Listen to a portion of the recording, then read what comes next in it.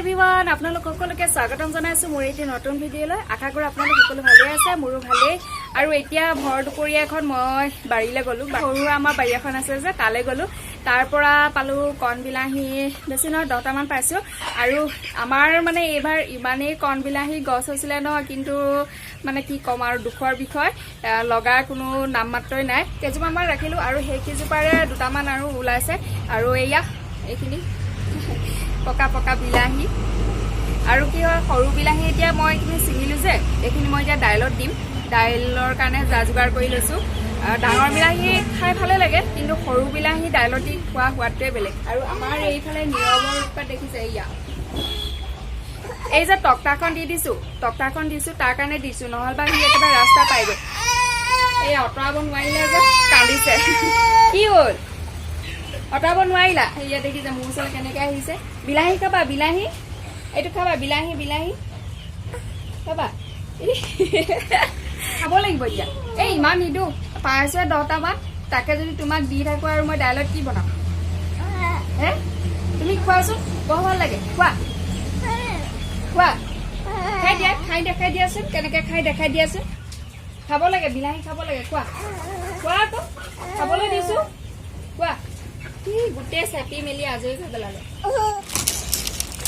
আজি এয়া আমাৰ কুকুৰা বিকিবলৈ সাজু হৈছে আৰু আগতে কেইটামান বিকিলে আজি এইখিনি লৈ যাব এই 3 ভাগ কৰি লৈছে আৰু এইখিনি আছেগৈ এই ওপৰখিনি একেবাৰে ডাঙৰ সিমান ডাঙৰ নহয় 1 কেজিমান হৈছেগৈ আৰু এইফালৰখিনি তাতকৈ কম আৰু এইফালে এইখিনি তাত এই মাজৰখিনিতকৈ কম এইখিনি এতিয়া যাব আৰু এইকেইদিন আমাৰ নীৰৱক অলপ বেছিকৈ মৰম কৰা হৈছে আৰু সেইটো কাৰণে তাৰ উৎপাতটো অলপ বেছি হৈছে আৰু এইফালে আমাৰ কুকুৰা মানে লৈ গৈছে বেপাৰীক দিবলৈ এতিয়া নিছে চাগে কিমান কেজি নিলে জানো মই সুধিবলৈ পাহৰি থাকিলোঁ কিমান নিছে হ'ব চাগে 15 কেজি মান বৰ বেছি নাই হোৱা আৰু বৰ বেছি ডাঙৰো হোৱা নাই যে সেইটো কাৰণে কিমান হৈছে 1 কেজিমান হৈছেগৈ আৰু 1 কেজিমান হৈছেগৈ 1 কেজিমানৰ ওপৰ হ'লে অলপ মানে ভাল হয় আমাৰ কাৰণে বিশেষকৈ লাভ হয় মানে কি হয় পইচাটো অলপ সৰহকৈ পোৱা যায় যদি তাতকৈ তলত দিয়া হয় তাৰমানে ধৰক 600 গ্ৰাম মানত দিয়া হয় যদি 800 গ্ৰাম মানত দিয়া হয় তেতিয়া তাৰমানে কি হয় হেৰি এই পইচাটো আমি কমকৈ পাওঁ তেওঁলোকৰ বেপাৰীকেইজনৰ লাভ হয় কেজিৰ ওপৰত ধৰক 1200 গ্ৰাম 1300 গ্ৰাম হ'লে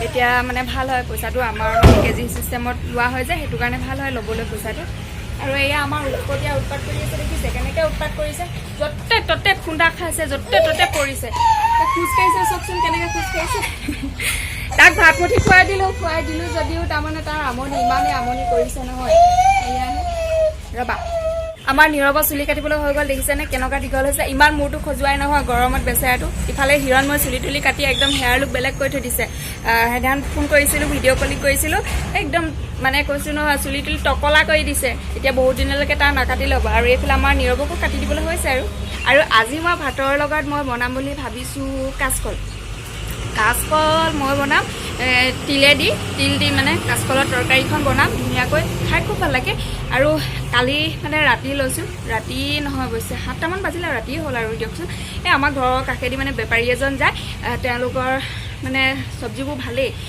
যিমান মানে মই লৈছোঁ গোটেইখিনি মই ভালেই পাইছোঁ কাচকল লৈছিলোঁ 20 টকাৰ 5টা দিছে তাৰপাছত লৈছিলোঁ সৰু আলু আধা কেজি 20 টকা মানে কেজি 40 টকা তাৰপৰা আৰু 10 টকা হেৰি লৈছিলোঁ মটৰ লৈছিলোঁ বজাৰ কৰিলে কি হয় খুচুৰা খুচুৰিকৈ বজাৰ কৰি মানে বৰ ভাল পাওঁ তাৰমানে কি এই একেবিধ বস্তুকে 1 কেজি মানকৈ লৈ মানে ভাল নালাগে কিমানো খাম সেইকাৰণে টুকুৰা টুকুৰকৈ বজাৰ কৰি মানে খাই খুব ভাল লাগে আৰু মানে পটককৈ শেষ হৈ যায় যে আৰু মানে ল'বলৈ ভাল লাগে এই 1 কেজিমান আনিলে যে আৰু খাব আৰু এই মানে শেষেই নহয় সেনেকুৱা হয় সেইকাৰণে অকণমান পৰিমাণে মানে মই লৈ তেনেকৈ মানে বস্তু বজাৰ কৰোঁ আগৰ পৰা সেইটোৱে অভ্যাস মানে আৰু এতিয়া সেই অভ্যাসটো আছেই ইফালে মই নীৰৱৰ লগত পকাতে বহি ধুনীয়াকৈ খেলি আছোঁ নীৰৱৰ লগতে খেলি আছোঁ আৰু উপায়টো নাই আৰু এইফালে মই ড্ৰেছযোৰ চেঞ্জ কৰি ল'লোঁ আমাৰ ছাৰে পেচাব কৰি দিলে সেইটো কাৰণে ড্ৰেছযোৰ চেঞ্জ কৰি লৈছোঁ আৰু ইয়াকো চেঞ্জ কৰি দিলোঁ হয়নে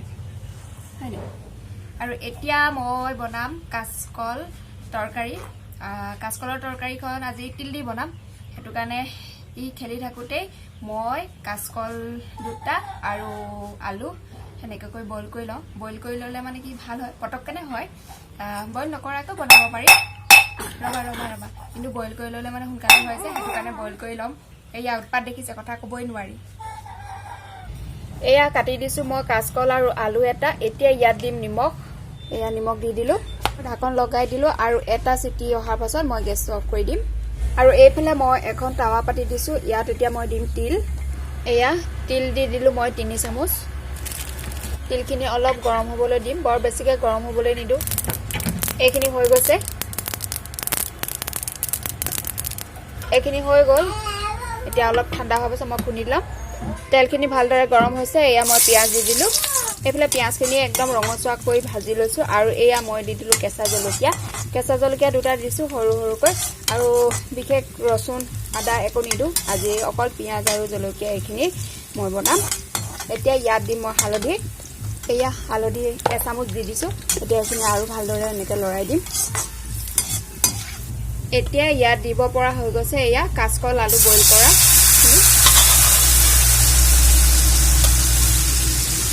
এটা চিটিতে কেনেকুৱা হৈ গৈছে দেখিছে।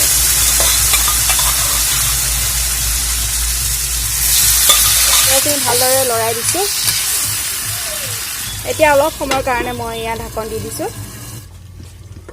এতিয়া ঢাকনখন এৰুৱাই লৈ মই পুনৰ লৰাই দিম।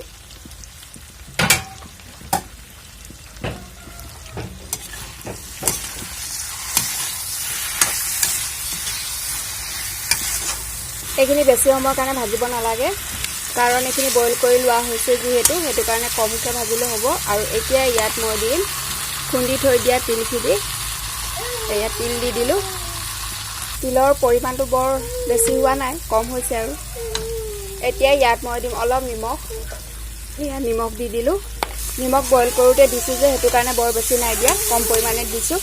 আৰু এতিয়া এইখিনি হৈ গৈছে। আৰু তিলৰ পৰিমাণো মই বহুত নাই দিয়া, একদম জোখে জোখে হৈ গৈছে। বৰ বেছি দিলেও কাচকলৰ সোৱাদটো নোলাব, অকল তিলৰহে সোৱাদটো ওলাবগৈ। সেইটো কাৰণে কাচকল আৰু তিলৰ সোৱাদ দুইটা মানে খাবলৈ সোৱাদ হোৱাকৈ বনাইছোঁ আৰু। এয়া হৈ গৈছে। এতিয়া পুনৰ এয়া ঢাকন দি দিলোঁ আৰু হৈ গ'ল আৰু। এতিয়া গেছটো অফ কৰি দিম।